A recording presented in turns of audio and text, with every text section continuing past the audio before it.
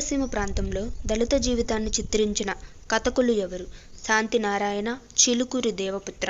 అర్థాలు: చౌరస్తా అను పదమునకు అర్థం 4 రోడ్ల కూడలి. అర్పణం అను పదమునకు అర్థం ఇవ్వడం. చురకత్తుల్లా అను పదమునకు అర్థం పదునైన చిన్న కత్తులు.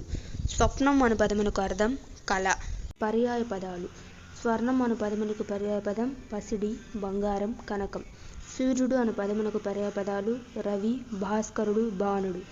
కళ్ళు అను పదమునకు పర్యాయపదం నేత్రాలు, అక్షులు, నయనాలు.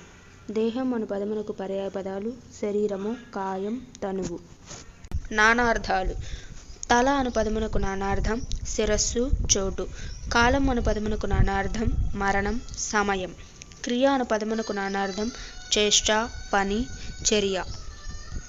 రామ అను పదమునకు నానార్థం స్త్రీ, రాముడు. ప్రకృతి వికృతులను జతపరచండి. భోజనం, బోనము, బ్రజ్ఞ, ప్రొద్దు, కథ, కథ, పుష్పం, పువ్వు. ఆమ్రడిత సంధి. ఈ క్రింది ఉదాహరణలను పరిశీలించండి. ఔరౌరా, ఔరా ప్లస్ ఔరా. ఓహోహో, ఓహో ప్లస్ ఓహో. ఏమేమి, ఏమి ప్లస్ ఏమి. ఆమ్రడిత సంధి యొక్క సూత్రం: ఈ పదాలను విడదీసినప్పుడు పూర్వపదం, పరపదం రెండింటిలోనూ ఒకే పదం వస్తుంది. ఇలా రెండూ ఒకే విధమైన పదాలు వస్తే అందులో రెండవ పదాన్ని ఆమ్రడితం అంటారు.